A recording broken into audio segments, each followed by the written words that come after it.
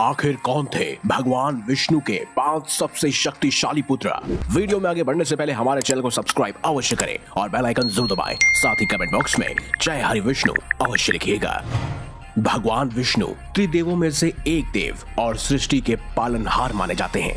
हम अलग अलग पुराण और कथाओं से भगवान विष्णु के अवतारों के आधार पर भगवान विष्णु के कई सबसे शक्तिशाली पुत्रों का जिक्र आज की इस वीडियो में करेंगे, तो इसलिए इस वीडियो को अंत तक अवश्य देखिएगा।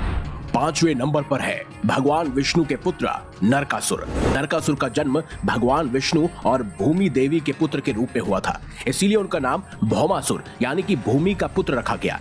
नरकासुर बेहद ही शक्तिशाली और अद्वितीय गुणों वाला था, जिससे उसे असुरों का राजा भी बनाया गया। नरकासुर ने अपनी कठोर तपस्या और ध्यान से ब्रह्मा जी से कई सारे वरदान प्राप्त किए और इन्हीं में से एक वरदान ये भी था कि उसे केवल उसकी माता भूमि देवी ही मार सकती है। इस वरदान के घमंड में ही नरकासुर पूरे ब्रह्मांड में त्राही त्राही मचा रहा था। वहीं उसके अस्त्र शस्त्र और शक्तियों की बात की जाए तो नरकासुर के पास कई शक्तिशाली अस्त्र शस्त्र मौजूद थे। नारायण की वैजयंती माला भी थी। ये एक दिव्य माला थी जो उसे उसकी माता भूमि देवी ने ही दी थी। इस माला ने ही नरकासुर को अजेय बनाया हुआ था। कहते हैं नरकासुर ने ही 16,000 राजकुमारियों का अपहरण किया और ऋषि मुनियों और साधु संतों को भी कई सारे कष्ट पहुंचाए। कहते हैं तब भगवान विष्णु ने श्री कृष्ण के रूप में अवतार लिया और अपनी पत्नी सत्यभामा, जो कि धरती का ही अवतार थी, उनके हाथों से ही नरकासुर का वध संभव हो पाया। भगवान विष्णु के शक्तिशाली पुत्रों में से एक सांबकी। दरअसल भगवान श्री कृष्ण स्वयं भगवान विष्णु के ही अवतार थे और ऐसे में उनका पुत्र कोई और नहीं बल्कि सांब था। महाभारत और देवी भागवत पुराण में सांब के जन्म की कथा वर्णित है। जामवंती बहुत ही दुखी हुई क्योंकि उसे पता चला कि केवल उसे ही बच्चे को जन्म नहीं दिया है, जबकि अन्य सभी भगवान श्री कृष्ण की पत्नियों के कई सारे बच्चे थे।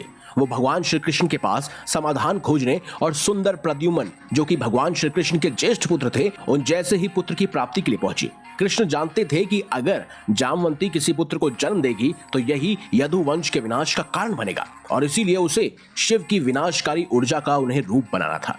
तब भगवान श्री कृष्ण हिमालय में ऋषि उपमन्यु के आश्रम में गए और ऋषि की सलाह के अनुसार उन्होंने भगवान शिव से प्रार्थना करना शुरू किया। तपस्या से प्रसन्न होकर भगवान शिव शक्ति के अर्ध महिला और अर्ध पुरुष रूप सांब भगवान कृष्ण के सामने प्रकट हुए। उनसे वरदान मांगने को भी कहा। तब कृष्ण ने जामवंती से एक पुत्र मांगा। इसके तुरंत बाद ही उन्हें एक पुत्र की प्राप्ति हुई, जिसका नाम उन्होंने भी सांब रखा, वो रूप जो भगवान शिव ने कृष्ण के सामने प्रकट किया था। अब बात करते हैं भगवान विष्णु के 3रे नंबर पर मौजूद सबसे शक्तिशाली पुत्र। वो कोई और नहीं बल्कि प्रद्युम्न थे। द्वापर युग में जब नारायण ने कृष्ण अवतार लिया तब प्रद्युम्न भगवान श्री कृष्ण और देवी रुक्मणी के पुत्र के रूप में जन्मे थे। देवी रुक्मणी जो कि स्वयं साक्षात लक्ष्मी ही मानी जाती है, लेकिन उनके जन्म के कुछ समय बाद ही असुर शंबरासुर ने उनका अपहरण कर लिया था। क्योंकि शंबरासुर का अंत प्रद्युम्न के हाथों ही होना था, इसीलिए शंबरासुर ने प्रद्युम्न को समुद्र में फेंक दिया।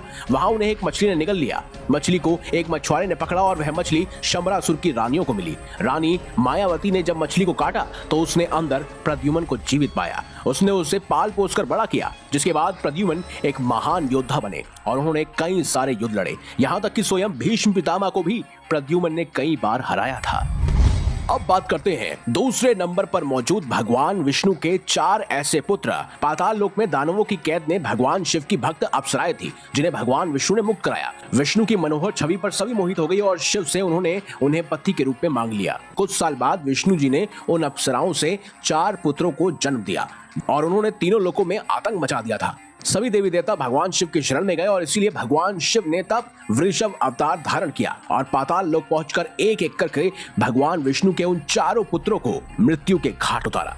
सबसे शक्तिशाली पुत्र जो कोई और नहीं बल्कि एक वीर थे। महादेव का संदेश सुनकर नारायण तुरंत घोड़े का रूप लेकर यमुना और तमसा नदी के उसी संगम स्थान पर आते हैं जहां भगवती लक्ष्मी रहती थी। जब देवी लक्ष्मी ने देखा कि एक घोड़ा उनकी तरफ आ रहा है तब उन्होंने उन्हें पहचान लिया। अश्व रूप में ही लक्ष्मी नारायण का संगम हुआ और इसी संसर्ग के बाद देवी लक्ष्मी ने एक सुंदर बालक को जन्म दिया और इस बालक का नाम एक वीर रखा गया। हरिवर्मा नाम के एक राजा ने लगातार 100 वर्षों तक नारायण की तपस्या की और उनसे एक पुत्र की प्राप्ति का वरदान मांगा। हरिवर्मा को वो एक वीर नामक पुत्र प्राप्त हुआ और जब वह बड़ा हुआ तब उसे राजा बनाकर स्वयं ही भगवान की आराधना करने के लिए वह जंगल में चले गए। लक्ष्मी नारायण के इसी पुत्र एक वीर ने हैय वंश की नींव रखी और भागवत महापुराण के अनुसार राजा सहस्त्रबाहु का जन्म भी महाराज हैय यानी कि एक वीर की 10वीं पीढ़ी में माता पद्मिनी के गर्भ से हुआ था।